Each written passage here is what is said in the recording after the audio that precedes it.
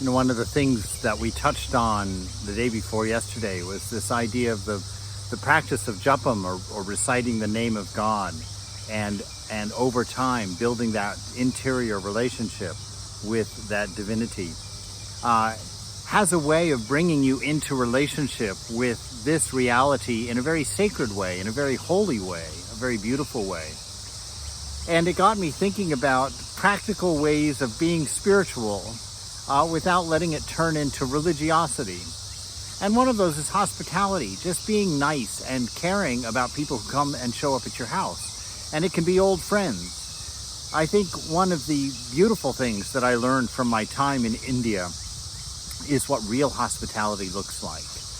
You know, that you never enter into someone's home without them offering you tea and some cookies, and in a way that's not at all just intended to be a question of politeness. Oh, do you want some tea or some cookies? Like, there's a real insistence on have some tea, enjoy your time here in my home, let me get you something else, is there anything else that you would like?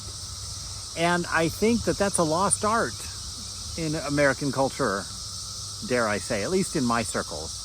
And it's a wonderful way of worshiping. It's a wonderful way of paying tribute to the sacredness of the world in which we live.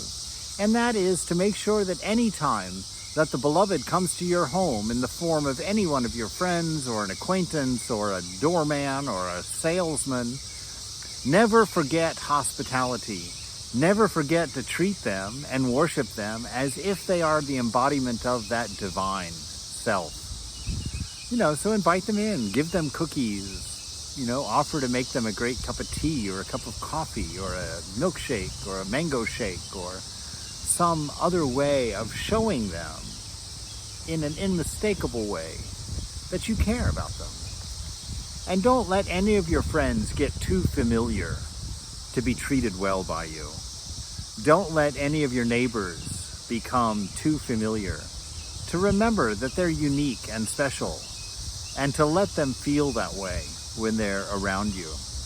And to open up this avenue of thinking and living and being in this world so that it becomes a manifestation of the deepest feeling of sacred space, of worship, of holiness, of love for each other in a real way that touches everyone that you know.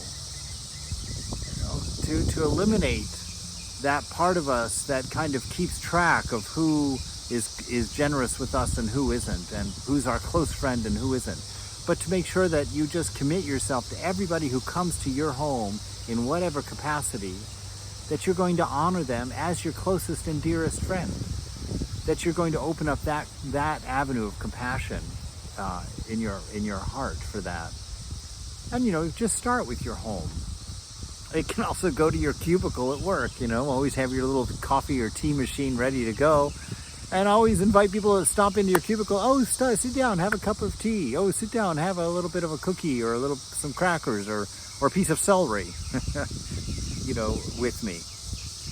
Just to generate a habit of warm and loving hospitality in everything you do as a person to everyone that you meet as a person. And then you can expand that. You can start, you know, giving stray dogs little bones and petting them on the head and whispering in their ear, much like the poet Hafiz writes about. My beloved, I'm so glad that you've come to see me today. And to have that attitude in all things. Because to say that this world is divine is one thing. To see divinity in it is another. And to treat it as divine is beautiful.